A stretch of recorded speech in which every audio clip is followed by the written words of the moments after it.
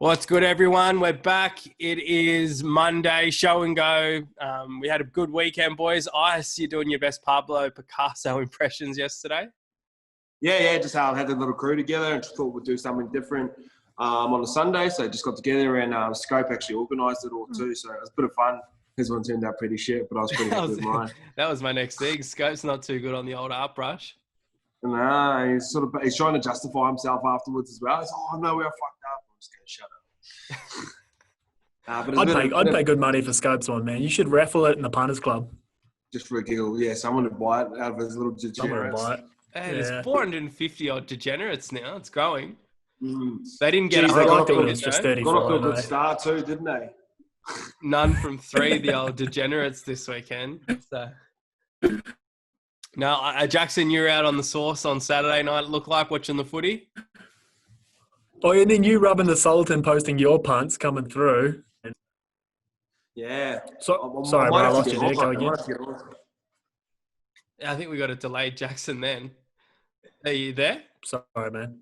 Yeah, standard show. Yeah, I can hear you. Yeah. Nothing's changed. Yeah, you're out on the sauce on Saturday?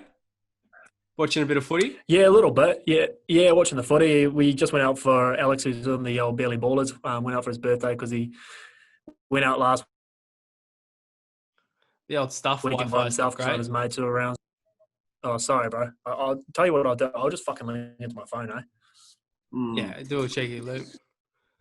Yeah, we'll touch on it. I'll get you to kick off Ice. I was going to lead to Jackson talking about the Roosters Eels game, but was that one of the best regular season games in fucking forever? It was quality because the reason why it was quality is there was no crowd there. I think they've almost gotten used to the fact that there's no crowds. But yeah, the quality of the game was good.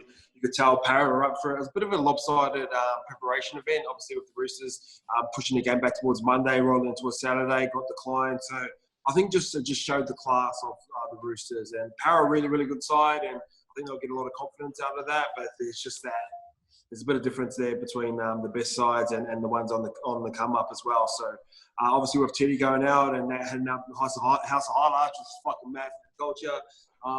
They just turned it on and fuck Luke Carey's the guy, man. Tedesco gets a lot of the raps, but fuck in my eyes, man, I hold Luke Carey in the highest regard. Yeah, he's a gun. Do you think Parramatta, the halftime team chat? They've obviously been told to play it a bit straighter in the second half. Do you think that they clearly came out and put on much more of a better performance? They looked excited. Obviously, there was a lot of camera footage on Reed, and he looked you could see the boys sort of bouncing around and bubbling. But like I said, I know this is only round 6 or round 7, and they would have got a lot of confidence out there. So next time they Parra do play the Roosters, they probably won't seem as intimidating as what they are. And sometimes it gets like that. They might only just lose to them next time, but once you get to the finals and everything's on the line, and they can potentially go to another level in the finals as well. But obviously that's a long way off. But yeah, Roosters just a little bit different. Morris brothers, they're special. We talked about defensive one-on-one battles last week, and Wanga Blake was the guy, and Josh Morris just locked him up. Just put a defensive clinic on him, and on the other side, Jenko was doing a little lesson on Joey Martin as well, and Joey's probably regarded as probably the best centre in the world right now. So I love those little one-on-one battles out at centre. We touched on that last week, but yeah, there's a lot of great individual battles, but as a team, I think Roosters just a little bit a long way ahead, to be honest. Yeah, Jackson, there was a bit of chat going around. I think Scope might have even said on the companion, Roosters go the rest of the season undefeated. A few of the comments you see on your Twitters, on Instagram, a few people latching onto that as well. Is that something you buy into? Nah. Have you got me now? Sorry, am I coming through clear now? You're clear. Yeah, sorry about that. Wi-Fi, baby. They'll drop a game. Everyone drops a game, but the Roosters, they are different, man. Joey mentioned it last year when they were kind of on this late season push that everyone, any team can beat anyone on a day in the NRL, whether it's the Titans, the Bulldogs, Warriors, whatever. If you hit 5th gear, you can beat anyone. But the Roosters have 6 gears, man. It just feels like when they're on, no one's even close. Whereas when Parra's on, they can beat anyone else. When Canberra's on, they can beat anyone. You know what I'm saying? But the Roosters, they just have another level. And they're going to drop a game. They'll lose a game, whether it's to the Storm or Canberra or someone. Every team jags a game, short turnaround, something like that. But they're going to be fucking hard to stop, man. I thought Parra should take a lot of confidence out there. I thought they were fucking really good for 80% of that game. The difference was Luke Keary, 100%. As good as Teddy was until he got fucking Sevo'd. Keary is the difference, man. I don't know how a guy your size, Lukey, can run around in the NRL and fuck. Nah.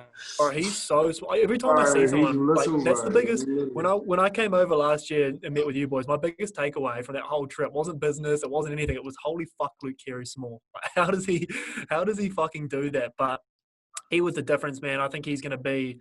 Well, he has to be in the Origin halves, whether it's Cleary or Moses with him, I don't really care.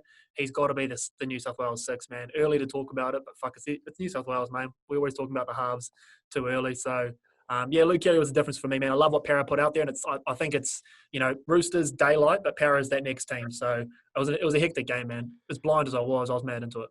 Yeah, funny. I think moving forward, I think Roosters are going to be the first team to start resting players as well. Like we talked about Kawhi Leonard with load management and stuff. I just think Trent Robinson, in terms of coaching, is ahead of anyone else as well. I know we've got Wayne Bennett, we've got Craig Bellamy in there, but they're like Bellamy's just kind of ruthless. Where I think Trent Robinson, you see it.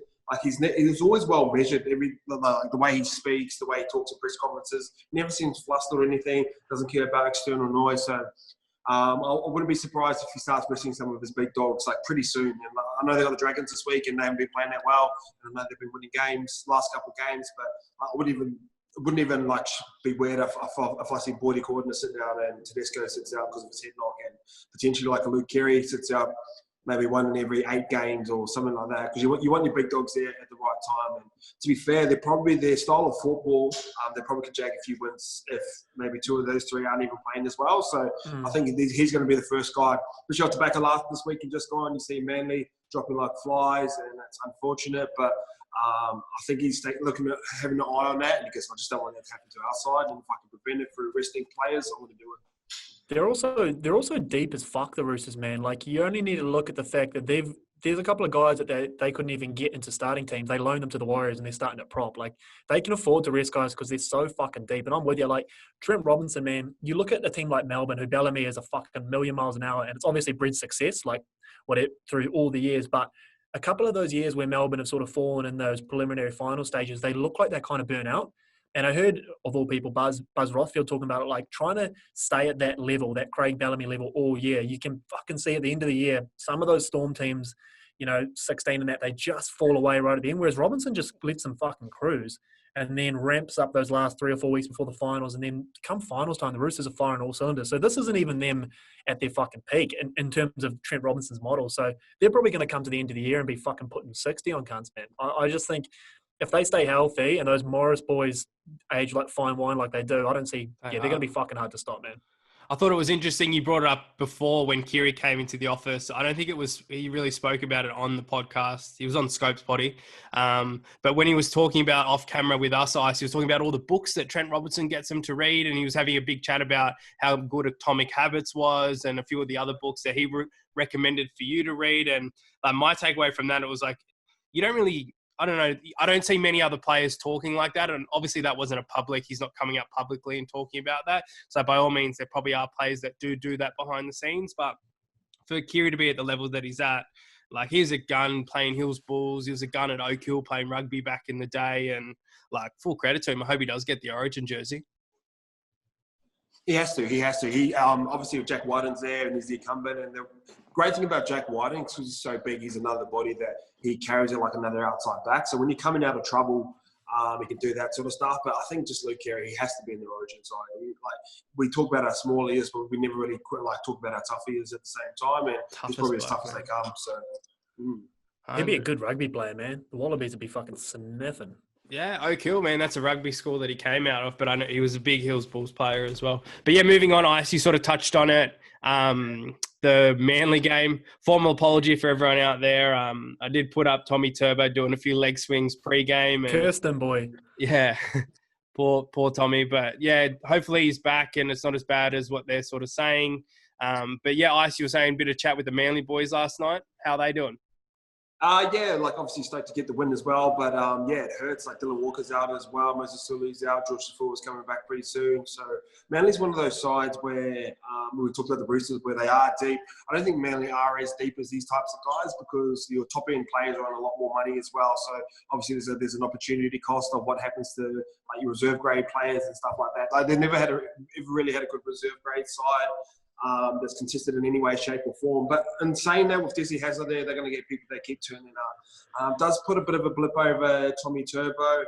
When me and Scope were talking about it over breakfast this morning, we're like we start to think about like your Brett Stewarts, your Kieran Forens, your guys like that that have been hampered by hamstring injuries in the past, and like they're still really, really good players, but you're never going to be he might never get a hamstring injury again, but at the back of your mind, you're like, fuck, shall I chase this full sprint? Like, do you know what I mean? And he covers so much ground as a fullback, and he's in a lot of plays, and he's very quick as well. So I know what the answer is to hamstring injuries, but he's got to be super, super careful.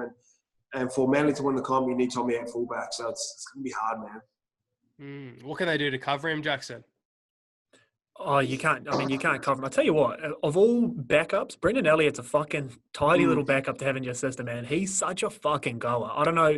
Same sort of thing as Brad Parker. Like, he's a guy in any other club, he probably doesn't get a fucking look in, but under Desi, he plays like he's, wearing an Origin jumper. So, I mean, they're covered, but it's night and day, and it's nothing against Brendan Elliott. It's just how fucking good Tommy Turbo is. So, look, it wasn't the brookie grass that got him. This just seems to be an issue where he's going to, unfortunately, I think, I mean, I'm no physio, but like on Ice's point, hammies are a thing that are going to stay with you.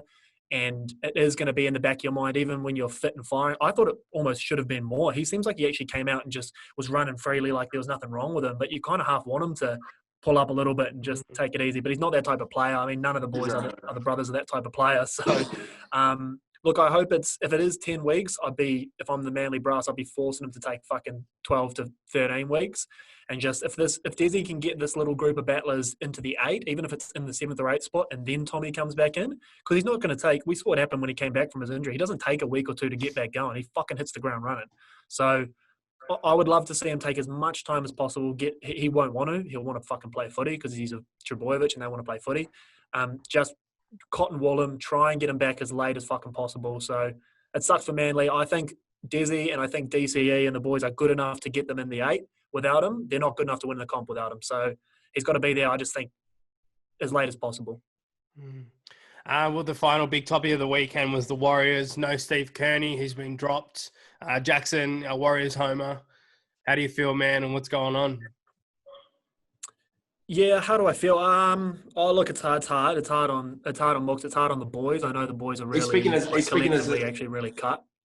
Are you speaking as a fan or like more so as a professional? Yeah, look, okay, I'll give you both takes. Like, as a fan, I think it needed to happen. I don't think his coaching style suits the Warriors. I'm not a great fan of Stephen Kearney's coaching. As a guy, he's a fucking awesome human being, and the boys love him. I know that doesn't count for much in the professional world, and like Cameron George is a businessman at the end of the day, and they've got to rule this like a business. So I get it. The timing is what a lot of people took issue with, and as did I. I don't think the Warriors, without Kearney, go any further than they do with him this year. So in my eyes, it's why would you put that extra stress and burden on players which are already dealing with stress and all the things of being away from home. I know Toddy Payton, the original Ben Pomeroy runner, is going to be coming in, but Toddy Payton's been there this year. As an assistant, I know it's not his system, but he's been there. So if you think you're going to get some giant turnaround with Toddy Payton at the helm, they're going to be sorely mistaken. I think Melbourne Storm will fucking put them to the sword this weekend. I don't like the timing of it. On Stephen Kearney specifically, yeah, it was always going to happen. I wrote earlier in the year, I'm not saying I called this, but I wrote earlier in the year, I got told that he had 6 weeks. He had 6 weeks this season to show it. That was obviously pre-COVID. So I got told that he basically had 6 weeks, and if they were anywhere around that, 1-5, 2-4, not looking good sort of thing, which they're not. Let's call it what it is. They're going hard, but they're not looking that good. He was going to get the ass. So I thought the circumstances would probably warrant him staying on longer and at least going a year. But look, I can see why it happened. And just lastly, before I throw to you, Ice, they're talking about replacements.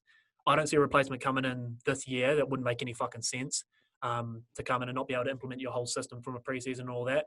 But you need to only look back to the writing was on the wall for Kearney the second Nathan Brown came in as a hooker consultant. Nathan Brown's going to be the Warriors head coach next year. I know Toovs wants to do it. I don't think Toovs is the right sort of coach, not knowing the guy.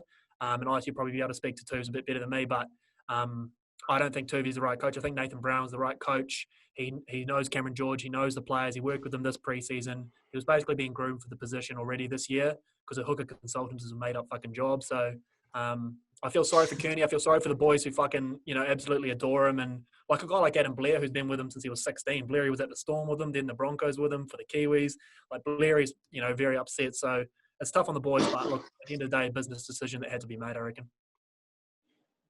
Just my thoughts on it. A bit of a conspiracy theory here. I've heard it from a few different boys, and I know we're not like a gossip column, but it does make for an interesting thing. So this is purely just rumor and like conspiracy theory. But apparently it was off the back of Isaac Moses getting caught up with his stuff because apparently they wanted to get rid of Cooney the year before, but Isaac Moses stepped in and sort of threw his weight around. He goes, if you get rid of him, I'm taking my players with me. So and he's got. I don't mean to interrupt you. Yeah, he's got guys like Fuss. He's got 5 starting players. He's got Fussy Tua, all the boys on his books. Well, Blake Green. Yeah, so Blake Green, yeah.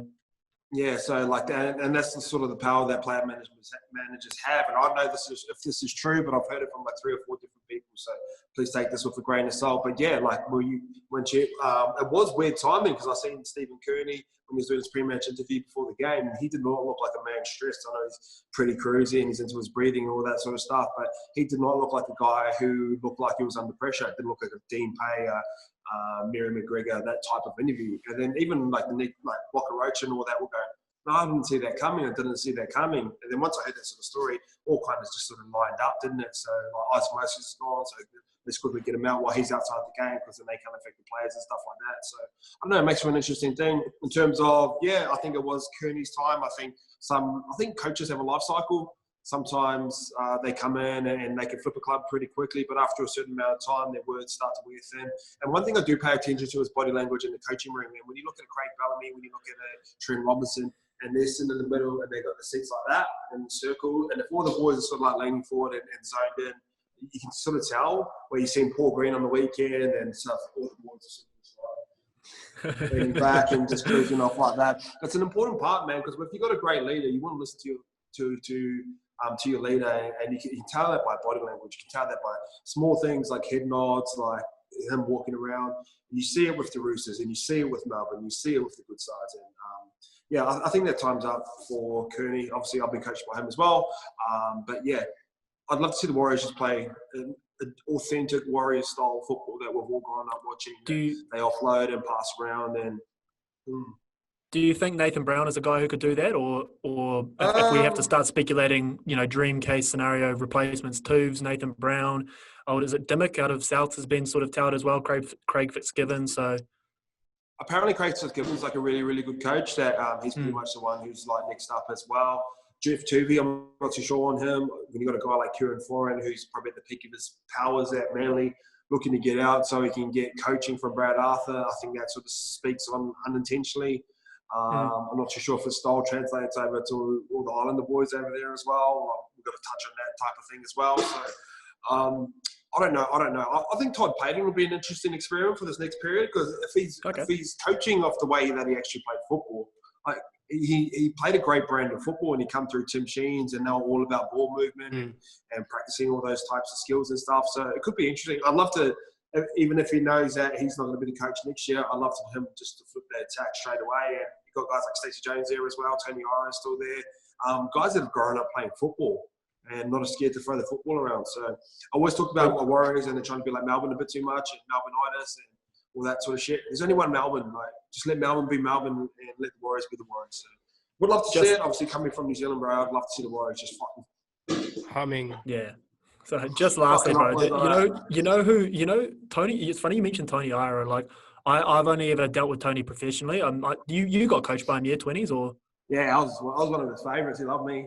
Cook Islander as well. Yeah, well, he has survived. Tony Iro has now survived about fucking 6 coaches at the Warriors, and he's never even had a sniff at a head coaching job. So maybe go internal and just give Tony the reins. I don't know if he wants it. He's seen Bluey, Ivan, Matthew Elliot. Yeah, he must not. I'm not too sure he wants it. I think there was little periods at the time when Ivan was moving over to Penrith, like all the boys were trying to push for a sponge to become head coach. But yeah, I'm not too sure that he actually wants it, bro, to be honest. He mustn't, bro. Yeah. Yeah, he's pretty cruisy, bro. He's cruisy as fuck. No, he's a great guy to deal with, yeah. Yeah. Well, I reckon that's where we wrap it up, boys. It's 20-odd minutes or so. So we'll catch everyone back on Wednesday. Any collections, anything coming out this week that you need to plug, guys? Nah, I think we might be doing stolen hoodie season if we can get them through in time, but we've got to shoot for that tomorrow. Yeah, go. But yeah, hopefully that Wednesday, Thursday. How good. All right. Until Wednesday, everyone. See you then. Slide up. Peace. Oh.